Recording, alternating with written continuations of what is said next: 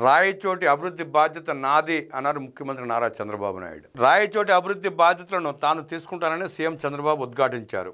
అన్నమయ్య జిల్లా కేంద్రంగా ఉన్న రాయచోటిని మార్చడంతో మనస్తాపానికి లోనైన స్థానిక ఎమ్మెల్యే, రాష్ట్ర రవాణా, యువజన, క్రీడా శాఖ మంత్రి మండిపల్లి రాంప్రసాద్ రెడ్డికి ఈ మేరకు సోమవారం సీఎం చంద్రబాబు భరోసా ఇచ్చారు.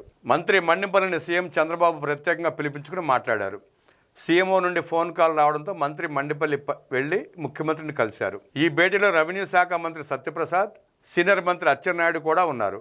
రాయచోటిని అభివృద్ధిలో అగ్రగామిగా నిలిచేలా ప్రభుత్వం పూర్తి స్థాయిలో సహకారం అందిస్తుందని సీఎం చంద్రబాబు హామీ ఇచ్చారు. రాయచోటితో తనకు ఉన్న అనుబంధం, మమకారం గురించి ముఖ్యమంత్రి ఈ సందర్భంగా గుర్తు చేశారు.